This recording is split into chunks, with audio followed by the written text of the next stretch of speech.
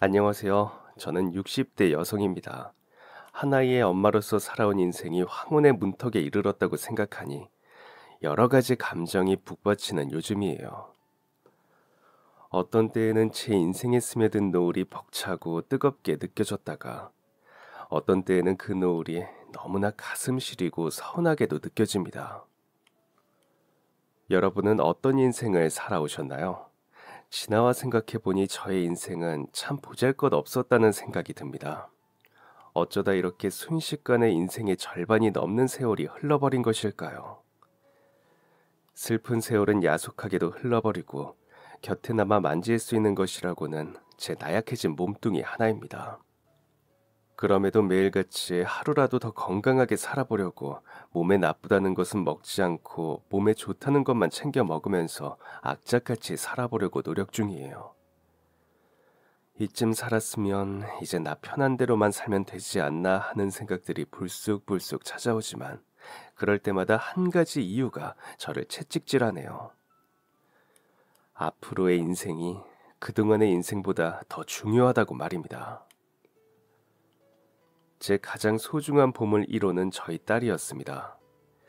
뱃속에 있을 때부터 이 엄마를 고생시켰던 딸아이는 하루를 꼬박 진통에 괴로워하다가 결국에는 아이와 저 둘 다 위험할 처지에 놓이는 바람에 제왕으로 태어난 아이랍니다. 살면서 단 한 번도 몸에 상처가 나본 적이 없었던 저였지만 그렇게 제 백가죽 위에 커다랗고 진한 흉터를 남기게 되었죠. 그럼에도 저는 제 딸이 사랑스러웠고 소중했습니다. 제 배 위에 남은 흉터 따위나 출산 당시의 외로운 고통 따위는 아무것도 아닐 정도로 너무나도 예쁜 아이였어요. 두 눈동자의 반짝임은 꼭 밤하늘의 별처럼 아름다웠고 딸아이 손에 있던 커다란 반점은 그 별을 품은 하늘처럼 신비로웠습니다. 부모라는 역할은 태어나서 처음 해보는 역할이라 남편과 저는 너나 할 것 없이 어설프고 서툴렀습니다. 아이를 침대 위에 눕히는 방법부터 품에 안는 자세, 기저귀를 갈아주는 것까지 배우고 또 배워도 쉽게 익혀지지 않았고 여러 실수에 다투기도 하고 의지하기도 하며 지냈었어요. 저희의 육아 동료로서의 호흡은 꽤 괜찮았습니다. 하지만 맞벌이에 만만치 않은 육아까지 동반하며 피로가 쌓이다 보니 자연스레 피곤과 짜증은 서로를 향하게 되었고 바람직하지 않은 그런 부모가 되어 있었어요. 결국 남편과 저는 아이 나이가 3살이 되었을 때쯤 이혼을 하게 되었습니다. 저는 저희 부부의 관계에 문제가 없다고 생각했어요. 몸이 힘들고 다툼은 있었지만 가족을 사랑하고 아끼는 마음을 가지고 있었고 서로를 위하는 마음이 같다고 생각했었기 때문입니다. 그와 동시에 저는 남편의 짜증을 이해해주는 아내가 되고 싶었습니다. 남편도 제게 말하길 저의 예민함을 이해해주는 남편이 되고 싶었다고 하더군요. 저희가 그토록 같은 마음이었음에도 결국 헤어지는 길을 택하게 된 것에는 딱 하나의 돌이킬 수 없는 실수가 있었기 때문입니다. 그때 저희 나이가 24살이었습니다. 20살이 되자마자 눈이 맞아 결혼을 하게 되고 그 후로 쭉 저희는 가족으로 살았었죠. 친구들보다 일찍 결혼을 했던 편인 저는 결혼을 꿈꾸는 친구들에게 부러움의 대상이 되기도 하고 제일 처음 태어난 저희 딸 민정이는 모두에게 귀여움을 받았었습니다. 눈에 넣어도 아프지 않은 자식이 있다는 것은 제게 말로 표현할 수 없는 기쁨이었고 영광이었어요. 저의 보물은 가족이었습니다. 결혼을 하는 순간부터 남편은 저의 보물이었고 딸아이가 태어나는 순간부터 민정이 역시 저의 보물이 되었죠. 언제나 그 보물들을 아끼며 사는 것이 제 인생의 유일한 행복이었습니다. 남편의 눈에서도 분명 저와 아이를 향한 사랑이 느껴졌으니 더할 나위 없는 결혼 생활이라 생각했었답니다. 그런데 어느 날 그 모든 행복을 산산조각 내는 일이 일어나고 말았습니다. 원래는 일이 없던 일요일에 갑자기 일을 도와달라는 회사 상사의 연락을 받고 하는 수 없이 일을 하러 나갔던 날이었습니다. 남편은 말했었어요. 민정이 걱정일랑 말고 마음 편히 다녀와. 내가 민정이 잘 돌보고 있을게. 그 말 한마디로 천군만마를 얻은 것처럼 든든한 마음으로 출근을 했었어요. 돈 많이 벌어올게 하는 뻔한 말까지 내뱉으면서 말입니다. 저는 남편을 믿고 정말 편한 마음으로 일을 했습니다. 그리고는 일요일을 함께 보내지 못하는 것이 미안해서 점심시간이 되자마자 남편에게 전화를 걸었어요. 여보세요? 여보, 혼자 고생 많지? 나 2시간만 더 하면 퇴근할 수 있을 것 같아. 밥은 먹었어? 우리 민정이는 뭐해? 전화를 받고 여보세요 한마디조차 없는 남편이 조금 이상했지만 오전 내내 궁금했던 질문들을 쏟아냈습니다. 아마 혼자 아이를 돌보는 것이 쉽지 않았을 거라서 그래서 지치는 바람에 말이 없다고 생각했었습니다. 그런데 제 질문이 끝나자마자 남편의 울먹이는 소리가 들려왔습니다. 당황한 저는 자리에서 벌떡 일어나 큰 소리로 물었습니다. 여보, 왜 그래? 무슨 일 있어? 왜 그래? 결혼 전에도 결혼 후에도 눈물 한 방울 보인 적이 없었던 남편의 울음소리는 저를 당황하게 만들기 충분했습니다. 빨리 전화기 너머의 남편이 무슨 말을 해주기를 바랐습니다. 저는 다그칠 수밖에 없었고 회사에 나와 있던 다른 직원들이 저를 흘끔거리기 시작했습니다. 한쪽 어깨로 수화기를 짓누르듯 귀에 대고서 겉옷을 챙겨 입었습니다. 어쩐지 저도 눈물이 날 것 같았고 마음이 조급해졌습니다. 불안한 예감이 들었지만 상상하지 않으려 애썼어요. 하지만 제발 아니길 바랬던 말이 수화기를 통해 전해졌습니다. 여보, 민정이가 우리 민정이가 어떻게... 말을 얼버무리며 울기만 하는 남편이 답답해 그대로 수화기를 내려두고 문 밖으로 달렸습니다. 따라 나온 부장님이 급하게 차에 시동을 걸며 저를 태웠습니다. 부장님도 별일 아닐 거라고, 민정이는 잘 있을 거라고 저를 다독여 주셨어요. 달려가 뒤도 돌아보지 않고 집문을 열었습니다. 저와 통화를 하던 그 자세 그대로 있었는지 여전히 집 전화기 앞에 무릎을 꿇은 채 울고 있는 남편이 보였어요. 그런 남편을 무시한 채 온 집안을 뒤졌습니다. 민정아, 민정아 엄마 왔어. 민정아, 여보, 민정이 어디 있어? 우리 민정이 어디 있냐고. 방마다 문을 다 열고 뒤져보아도 민정이의 모습은 찾아볼 수가 없었어요.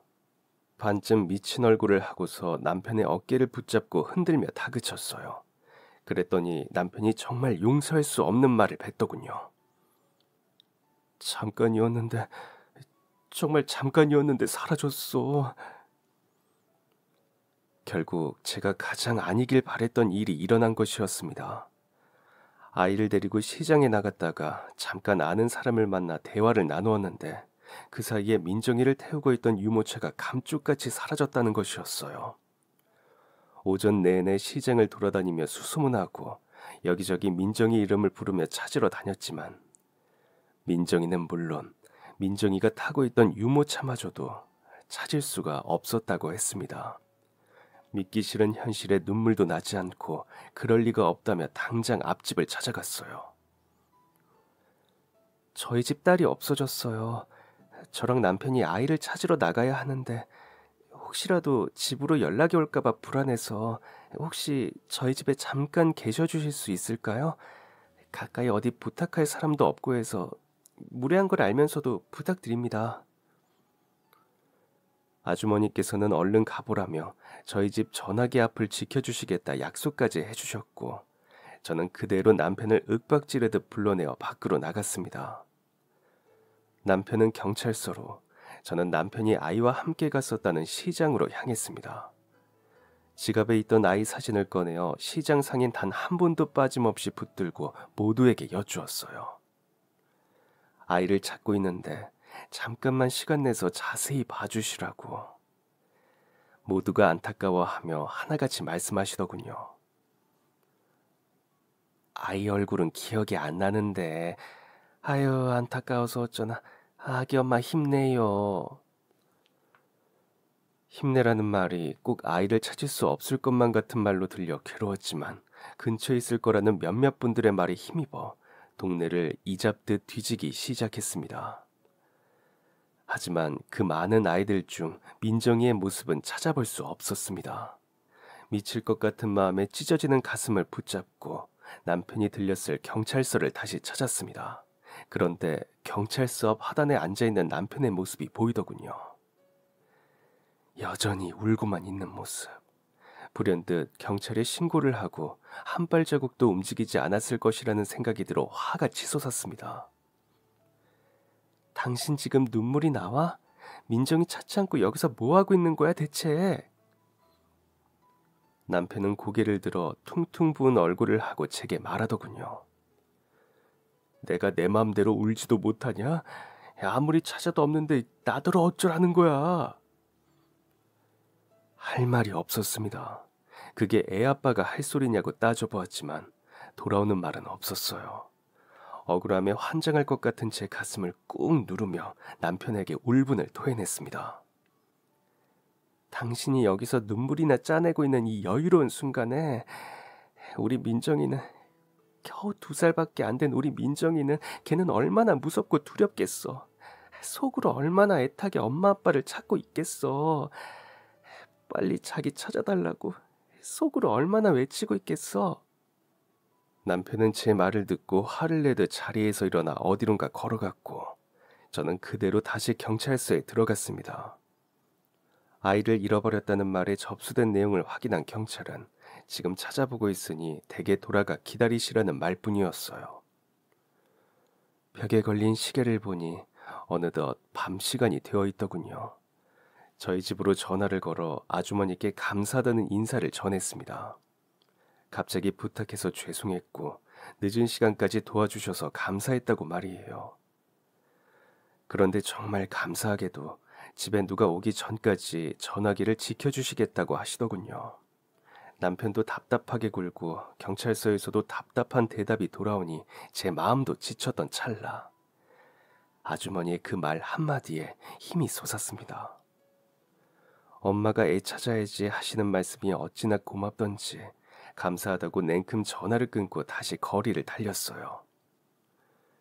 민정아, 민정아. 제 목소리를 듣고 민정이가 울음을 터뜨려 주기를 그 모습을 수천 번 상상하던 밤이었습니다. 그리고 결국 민정이를 찾지 못했습니다. 다음날 해가 지고 나서야 힘 빠진 다리를 이끌고 집으로 향했습니다. 거실 전화기 앞에 앉아 졸고 있는 남편의 모습이 가슴 아프더군요. 자기도 놀라고 힘들었을 텐데 너무 쏘아붙인 것 같아 미안한 마음이 들었어요.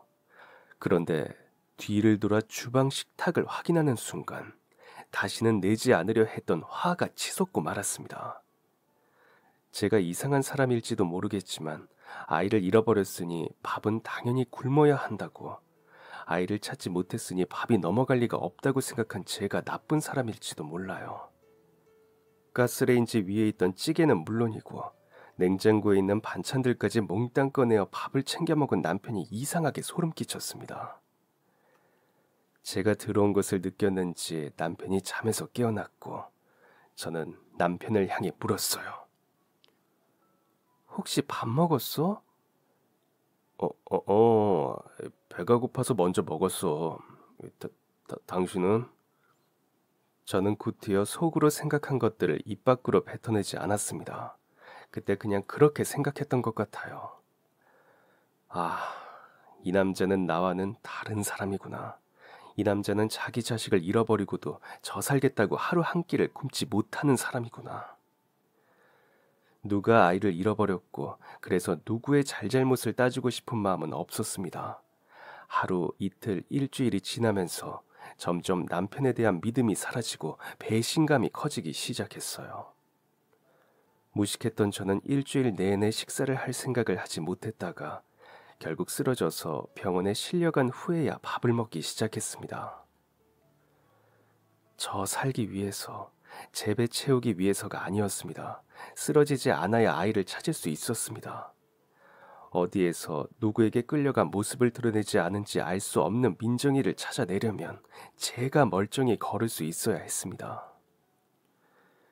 그런 부분에서 남편과 제가 크게 다르다는 것을 깨달았던 거예요.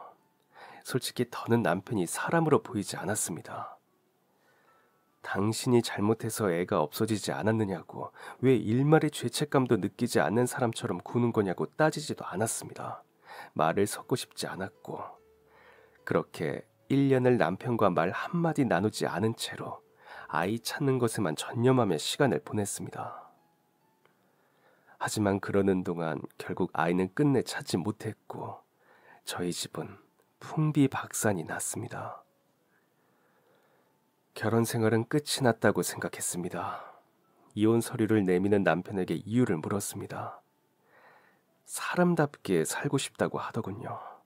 다른 말 하지 않고 이혼했어요. 그때 당시 제 주변 사람들이 절대 이혼해줘서는 안 된다고 말하기도 했습니다. 이 인간을 이렇게 자유롭게 풀어줘서 되는 일인가 하는 복수심 때문이었죠. 그런데 아무리 생각해도 제가 복수 같은 것을 할 시간이 없더군요. 저는 민정이 찾기에 1분 1초가 아까운 사람이었으니까 말입니다. 한때 따뜻했던 가정을 기억 속에서 삭제해버리고 그 후 딸을 찾는 것에만 열중하며 살았습니다. 살던 도시를 몽땅 다 뒤지고도 찾아내지 못했을 때는 근처 다른 도시까지 뒤져가며 살았습니다.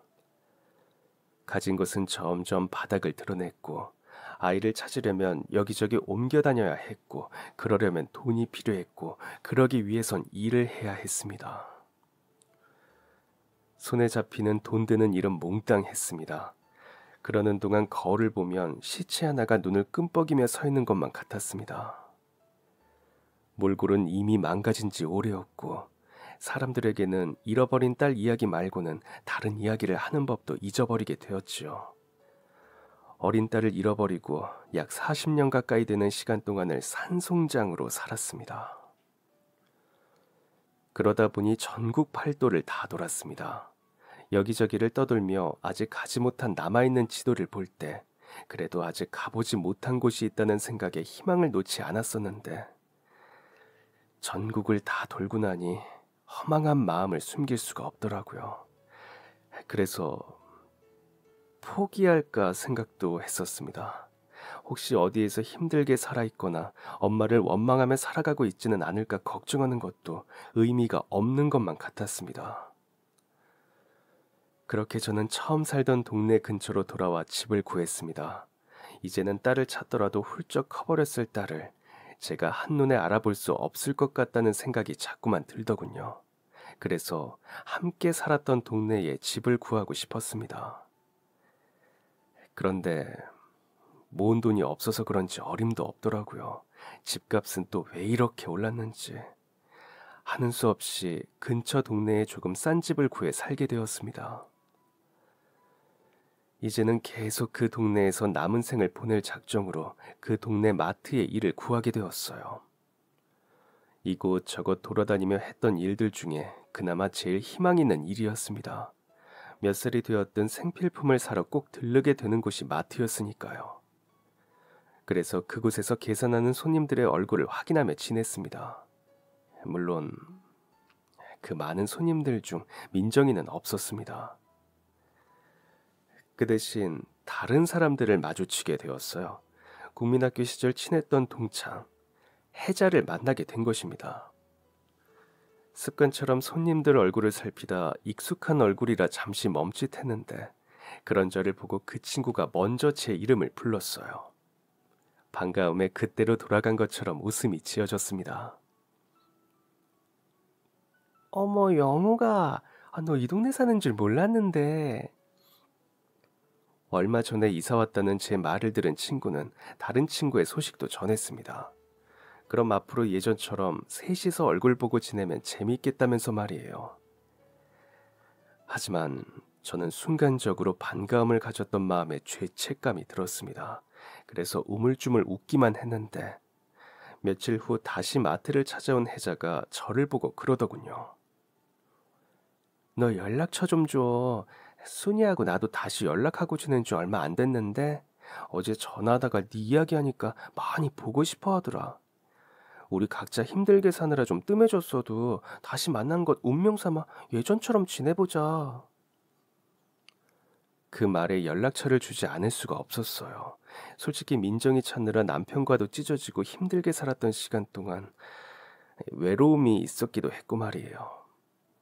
곁에 의지할 친구가 있다면 좋을 것 같은 생각에 그렇게 연락처를 주고받았습니다. 국민학교 시절에 저희 세 사람이 아주 친한 단짝 친구였거든요. 순이는 자기 아들이 결혼을 한다고 이것저것 챙기느라 바쁜지 자주 얼굴을 보지는 못했고 종종 혜자를 만나 짧게나마 차 한잔을 하며 이야기하는 날이 늘어났습니다. 그러면서 혜자에게 저의 이야기를 하게 되었어요. 그동안 어떻게 지내는지를 이야기하려니 도저히 저희 딸 이야기를 하지 않을 수가 없더라고요. 혜자는 제 이야기에 눈물을 흘리며 안타까워했습니다. 어디 털어놓을 수 있다는 것이 그렇게나 고마운 일인지 모르고 살았더라고요. 끝까지 제 이야기를 들어준 혜자에게 고마웠습니다. 그러다 셋이 만나게 되던 날, 순이가 조심스레 청첩장을 건네었어요. 우리 아들 결혼해. 두꺼운 종이로 만들어진 청첩장 위에 가지런히 쓰인 이름들을 보니 기분이 이상했습니다. 축하한다고 말을 하면서도 제 속이 어딘가 불편한 것은 어쩔 수가 없더라고요. 분명 축하만 해야 하는 일인데도 불구하고 제 마음이 그러지를 못했습니다. 딸을 잃어버리고 살아가는 주제에 남의 아들 결혼식에 간다는 것이 엄마답지 못하다는 생각을 했던 거예요. 저는 고민에 빠졌습니다. 그런 제 표정을 읽었는지 순이가 당황하며 말했어요. 갑자기 만나게 됐는데 너무 부담스럽지. 미안해. 그래도 난 너희들 이렇게 다시 만난 게 너무 반갑고 고마운 인연이라서 꼭 와줬으면 좋겠어. 저는 그런 거 아니라고 손사래를 치고 고개를 숙였습니다. 옆에서 제 속마음을 눈치챈 혜자가 순이 몰래 테이블 아래로 손을 살며시 잡아주었어요. 결혼식에 가겠다, 그러지 않겠다. 어느 하나 명쾌한 대답을 하지도 못하고 그렇게 헤어져 집으로 돌아가는 길, 혜자에게서 전화가 걸려왔습니다. 너 잃어버린 딸 때문에 마음 불편한 것 이해해. 그래도 같이 가자. 가서 순이네 가족들 구경도 하고 축하도 해주고 맛있는 것도 먹고 그러고 오자 영호가. 응? 고민을 많이 했지만 오랜만에 만난 친구들의 부탁을 거절할 수가 없었습니다. 결혼식장은 화려하고 눈부셨어요. 두 사람을 축하하기 위해 몰려든 인파가 북적이고 있었고 모두의 얼굴에는 행복한 미소가 가득했죠. 웃음소리에 안부를 묻는 소리, 축하한다는 소리들을 뚫고 들어가 축의금을 전하고 나니 친구와 친구 아들의 얼굴이 보였습니다. 엄마를 쏙 빼어 닮은 아들의 나이는 30대 중반이었습니다.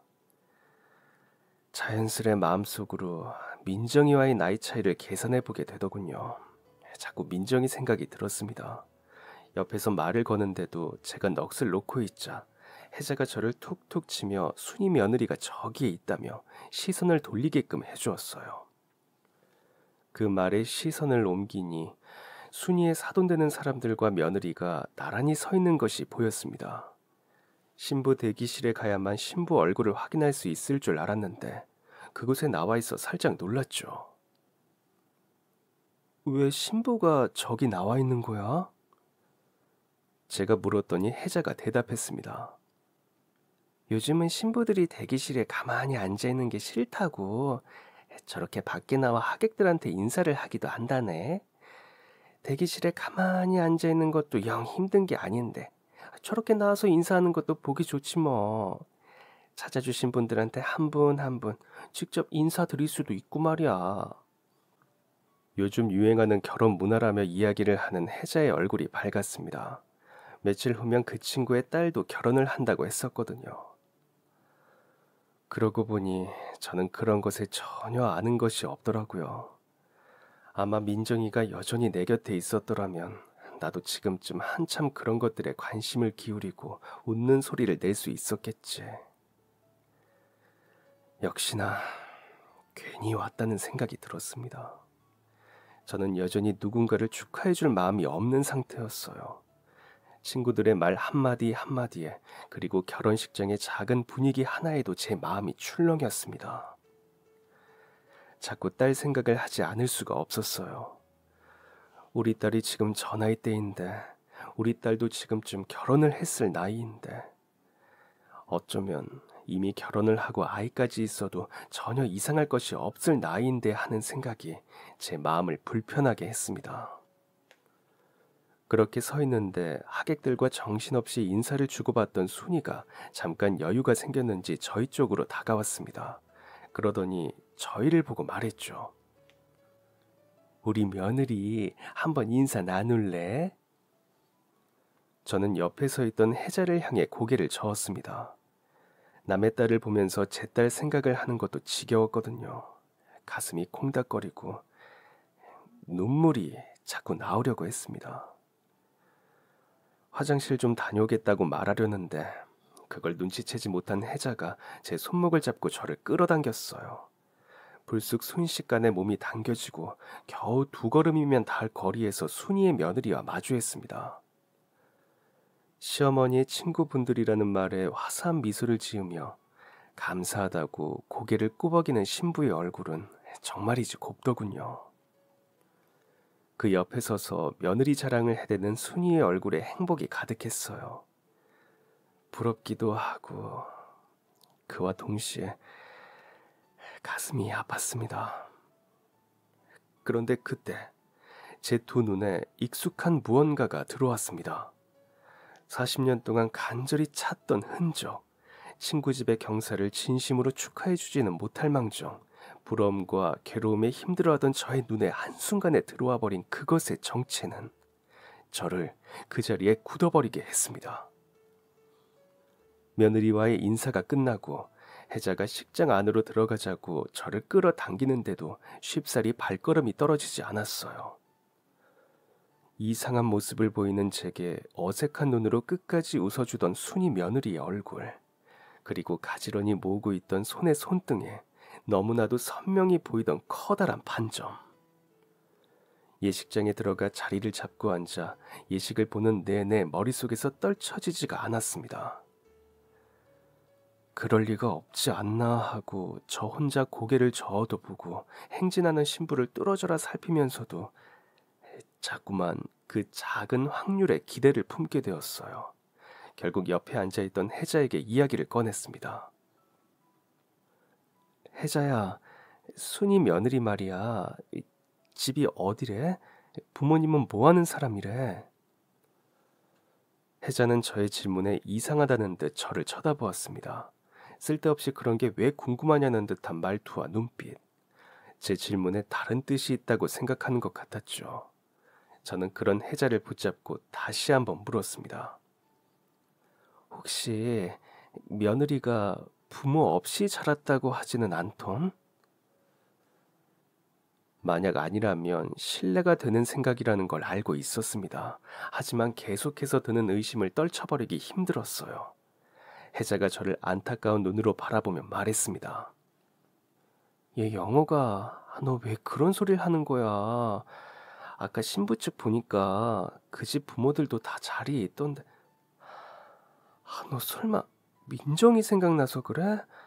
왜? 얼굴이 닮은 것 같아? 혜자의 말에 입안이 바싹 말랐습니다. 꼭 딸을 찾기라도 한 것처럼 미친 듯이 두근거리던 속도, 잠깐 차분해지는 기분이 들었어요. 혜자의 말이 맞았습니다. 분명 신부 측에는 부모들이 자리를 지키고 있었으니까요. 그 눈빛이며 애정 담긴 손짓은 분명 사랑하는 가족, 사랑하는 딸을 향한 것이 틀림없었어요. 저 혼자만의 망상일 것이 분명했습니다. 하지만 이대로 의심을 접은 채 돌아서고 싶지는 않았습니다. 그럴 리 없다 생각하며 그냥 돌아섰다가는 두고두고 오늘을 떠올리며 제대로 확인하지 못한 것을 후회할 것 같았어요. 그 손등에 있는 반점은 민정이가 태어날 때부터 가지고 있던 반점과 너무나도 닮아 있었습니다. 그래서 식이 끝나고 식사를 마친 후에도 자리를 떠나지 않았습니다. 혜자가 저를 걱정하며 말리듯 이야기했지만 그녀도 저의 간절함을 무시할 수는 없었는지 그렇게 저를 이해해 주었어요. 혜자가 먼저 집으로 돌아가고 저만 뷔페에 남아 신부 측 가족들이 식사를 끝나기를 뷔페 입구에서 기다렸습니다. 그리고 잠깐 화장실에 가려는 듯 자리를 빠져나온 신부 측 엄마의 손을 붙잡았어요. 모르는 사람이 갑자기 소매를 덥석 붙잡으니 놀란 눈치였습니다. 기다리는 내내 속으로 수백 번 연습한 질문이었지만 누가 제 입을 손으로 턱 하고 막고 있기라도 한 듯 말문이 열리지를 않았어요. 여자가 저를 바라보는 눈빛이 이상하게 변하려던 그때 뒤에서 그 여자의 하객들이 그녀에게 말을 걸었습니다. 저는 하는 수 없이 그 소매를 놓아주었어요. 죄송합니다라고 허무맹랑한 사과를 건네면서 말이에요. 결국 저는 그 여자에게 확인하지 못했습니다. 그 신부가 제 딸일지도 모른다는 생각이 지배적이었지만 그럼에도 아닐 경우를 걱정하지 않을 수가 없었어요. 무엇보다 그날은 그 집의 잔칫날이었습니다. 심지어 그 집은 친구의 사돈댁이었고요. 차라리 묻지 않은 것이 다행이라고 생각해보려 애를 썼지만 날이 갈수록 후회가 밀려드는 것을 막을 수 없었습니다. 역시나 예상했던 대로 그때 그 며느리에게서 찾았던 제 딸의 흔적이 잊히지를 않았습니다. 그 결혼식 이후 저는 전보다 더 미쳐버리게 되었습니다. 분명 민정이가 맞을 거야. 분명 무슨 일이 있었던 거야. 그 아이는 분명히 민정이야. 틀림없어. 친구의 며느리가 제 딸일 것이라는 생각은 감당할 수 없을 만큼 커져서 하루 종일 저의 머릿속을 괴롭혔어요. 참고 잊어버려 할수록 자꾸만 선명해지는 기억에 그조차도 신이 보내는 어떤 신호라고 믿고 결국 또 신뢰를 범하기로 마음먹었습니다. 혜자에게서 얼핏 들었던 그 사돈댁이라는 사람이 운영한다던 가게를 찾았습니다. 아무것도 모르고 있을 순이에게는 너무나도 미안했지만 그보다 더 중요한 것이 제 딸을 찾는 것이었습니다. 갑작스러운 방문과 질문에 그 사돈댁이 당황하는 눈치였지만 혹시 아이를 입양한 거냐고 묻는 저의 질문을 피하진 않았습니다. 오히려 깜짝 놀라며 어떻게 알았느냐고 대답하더군요. 그 말에 가슴이 두근거리면서 일말의 희망이 피어났습니다. 무슨 말부터 어디서 어떻게 시작해야 할지 머릿속이 새하얘졌어요. 그래서 순서가 엉망일지 모를 저의 이야기를 허겁지겁 털어놓았습니다. 제가 2살짜리 아이를 잃어버렸었거든요. 그런데 그 아이를 얼마 전에 본 것 같아요. 친구 아들 결혼식에서. 그러니까 제 말은 제 딸이 손등에 이만큼 커다란 까만 반점이 있었는데 횡설수설하는 저의 긴 이야기에도 그 사돈댁은 인상 한번 찌푸리지 않고 이야기를 들어주었습니다. 그런 태도에 오히려 말을 하는 제가 당황할 정도였어요. 그리고는 저의 작은 의심이 확신이 될 수 있는 말을 전했습니다. 전 아들을 일찍 하늘로 보냈어요. 제 목숨보다 귀했던 아들이 하루아침에 곁을 떠나니 그 괴로운 마음을 이루 말할 수 없었죠. 오랫동안 힘들어하다가 뒤늦게라도 어떻게 해서든 살아보려고 딸아이를 입양하게 되었어요. 그래서 저는 그쪽 마음이 너무 이해가 가요. 자식 잃은 엄마 마음을 제가 왜 모르겠어요. 이렇게라도 찾아와야만 살 것 같은 그 마음 100번이고 1000번이고 이해하니까 제게 미안해하지 않으셔도 돼요. 저희 며느리랑 그쪽 따님이랑 태어난 해도 같고 어쩌면 이게 무슨 경우 없고 무례한 행동이냐고 화를 내지는 않으면 다행이라고 생각했는데 오히려 제 이야기에 귀 기울여주고 제 마음에 공감해주기까지 했습니다. 들어보니 그 여자분에게도 그럴 만한 사연이 있었고 친딸이 아니라 입양한 딸이었기 때문에 제 이야기에 귀를 기울일 수밖에 없었던 것이었어요.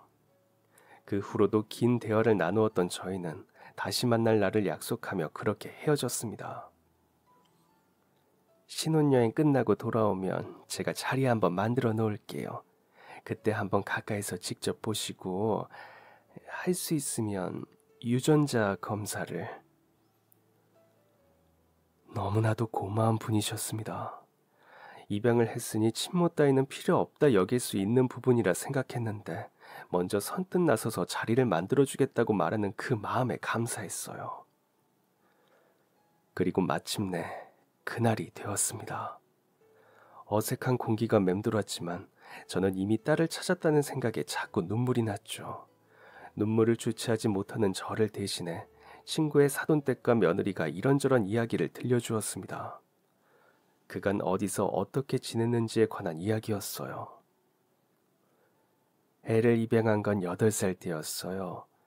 발견 당시에 아이가 영어를 하더라는 것과 그때 당시 아이가 했던 말들을 조합해서 보았을 때 외국에 있다 한국에 버려진 것 같다고 담당자가 추측을 했었어요. 아이를 입양하고 난 후에는 혹여나 상처가 되는 기억이 있을까봐 그런 대화는 일절 나누지 않았어요. 잊어야 하는 기억이 있다면 잊도록 도와주고 싶었거든요. 얼마 전 제가 그 사돈댁을 찾아온 후에야 어렵사리 서로 그 부분에 대한 이야기를 나누었다고 두 사람은 전했습니다. 그분은 덕분에 마음 한편에 미안한 마음이었던 것에 대해 이야기를 나눌 수 있었다고 제게 오히려 고맙다고 하셨어요. 제 이름은 세영이에요. 어릴 때 기억은 거의 없어요. 근데 확실한 건 외국에 있다 한국에 버려진 건 맞는 것 같아요. 그때는 뭐가 뭔지 몰랐지만 지금 생각해보면 살던 곳이나 먹는 음식 그리고 그분들이 영어를 사용했었다는 것이 확실히 한국이 아닌 게 맞더라고요. 그 기억 때문에 평생 동안 저는 외국에 사는 한국인 부모로부터 버려졌다고 생각하며 살았어요. 제가 만약 아주머니의 친딸이 맞다면 저는 어쩌다 외국에 나가서 살게 되었던 걸까요? 멈추지 않는 눈물을 쉼없이 닦으며 저희는 각자 기억의 조각들을 맞추어 나갔습니다. 그리고 아무도 알 수 없는 그날의 진실을 애써 추측할 뿐이었어요. 누군가 부모의 손길을 벗어나 혼자 있는 아이를 자연스레 훔쳐다 외국에 나가 살았다가 다시 한국에 버린 것이 아닐까 하고 말입니다. 아무리 어린 날의 기억이라고 하더라도 본인에게는 상처이고 아픈 기억이었을 것임이 분명한데도 세영이는 덤덤하게 대화를 이끌어 갔습니다. 그 모습이 너무 고맙다가도 제 딸일 거라 생각하면 가슴이 찢어졌습니다. 친딸일 수 있다는 작은 희망이 겨우 붙어있는 억지스러운 만남이었지만 그 작은 희망 하나로 유전자 검사 결과를 기다리는 하루하루가 남다른 기분이었어요. 비로소 바람의 향기가 느껴질 정도로 웃는 일이 늘었다고나 해야 할까요? 그리고 그렇게 검사 결과만을 기다리던 어느 날 드디어 기쁜 연락이 왔습니다. 저와 그녀의 유전자가 일치한다는 연락이었어요. 그 결과를 들으면 당장 달려가리라 몇 번이나 연습했던 것과는 달리 그대로 자리에 주저앉아 엉엉 울기만 했습니다. 사실 그날 삼자 대면을 하며 대화를 나누면서 작은 희망을 품었을 때 생각했습니다. 이대로 이 아이가 정말 저의 친딸이 맞다면 그 자체만으로도 더 바라지 말자고 말이에요. 왜냐하면 친엄마인 저보다 지금의 키워준 엄마와의 사이가 너무 돈독하고 예뻐 보였기 때문이었습니다. 사랑하는 저의 딸이 자기가 가장 사랑하는 사람과 행복한 것이 저의 행복이라고 생각했어요. 그러니 결과가 나왔을 때 욕심을 내지 말자고 다짐했어요. 행복하게 자란 아이에게 이제와 다시 다른 엄마를 사랑해야 한다고 말하고 싶지는 않았습니다. 누구보다 딸아이를 사랑하고 아껴줄 자신이 있었던 엄마였기 때문에 아쉽고 속상하고 가슴 아팠던 것은 맞습니다. 비록 딸이 다른 사람의 손에 자랐지만 딸을 찾은 것만으로도 행복했습니다. 혹시 어디에서 힘들게 살아가거나 그러지도 못해서 이미 이 세상 사람이 아닐까봐 늘 마음 졸이며 살아왔는데 눈앞의 딸은 너무나 행복한 얼굴로 잘 지내고 있으니 더 바랄 것이 없었어요. 너무 고마워, 내 딸. 그냥 다 고마워. 그리고 미안해. 너한테 그런 일들이 일어나고 있는 것도 모르고 엄마는 엉뚱한 데서 너를 찾기만 했어. 정말 미안해. 잘 커줘서, 너무 예쁘게 잘 커줘서 고맙고. 저는 딸아이를 만나 제 솔직한 마음을 전했습니다. 정말 고맙다고. 이렇게 예쁘게 잘 커줘서 건강하게 잘 살아줘서 너무 고맙다고 말이에요. 그 말 말고는 다른 어떤 말도 떠오르지 않더라고요. 상처받은 마음이 있다면 겨우 말 한마디로 그 상처를 안아줄 수 없다고 생각했습니다.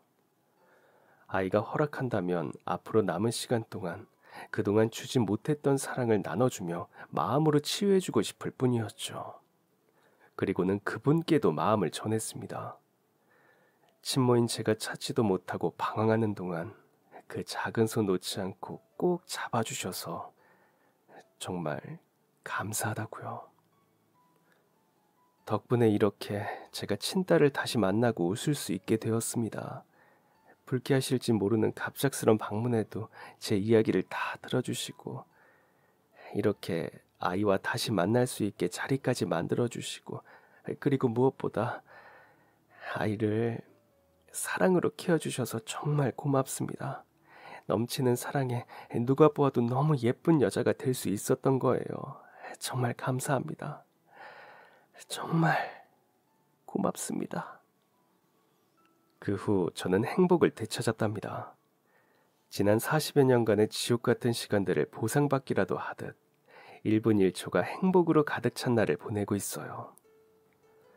내 딸이 무사히 잘 살아있고 건강하게 사랑받으며 잘 지내고 있다라는 사실 하나만으로 제 인생이 180도 달라진 것입니다. 이제는 민정이라는 이름 대신 세영이라는 이름으로 소중한 삶을 살아가고 있는 제 딸. 너무 늦게 다시 만나게 되어 여전히 마음속에 미안함이 남아있지만 미안했던 만큼 앞으로 더 좋은 엄마가 되어주려고 합니다. 그리고 갑작스런 친모의 등장에도 미워하거나 불쾌해하지 않고 저 같은 엄마가 하나 더 있다고 생각하니 마음이 놓여요라며 호탕한 웃음으로 저를 인정하고 이해해주는 그분과도 좋은 인연을 유지하고 있어요. 자주 연락하고 자주 얼굴을 보고 가까운 사이가 된다는 것은 그분의 배려라고 생각합니다. 그토록 마음이 따뜻하고 넓은 분이라 세영이가 이렇게 예쁘고 착한 여자로 자랄 수 있었다고 생각합니다. 제게는 무엇보다도 고맙고 감사한 분입니다. 불행은 예고 없이 찾아온다고들 하지만 40년 전 저는 전혀 예상하지 못했었어요. 제게 그렇게나 큰 불행이 들이닥칠 것이라고는. 비록 긴 세월이 걸렸지만 시간을 흘러보내고 나니 이제 알 것 같아요. 사람마다 얼마나 그 불행이 길어질지는 몰라도 그래도 참고 버티다 보면 애쓰고 노력하다 보면 언젠가 그 불행이 행복으로 바뀔 것이라는 것을 말이에요. 이 사연을 보내는 오늘의 노을은 제 가슴을 뜨겁게 만드는 감동적인 풍경이네요. 할 수 있다면 남은 생은 누군가에게 그런 노을 같은 존재가 되어보고 싶다는 생각이 드는 그런 아름다운 날입니다. 그럼 지금까지 사연 들어주셔서 감사합니다. 사연이 재밌으셨다면 구독과 좋아요 부탁드려요. 감사합니다. 안녕히 계세요.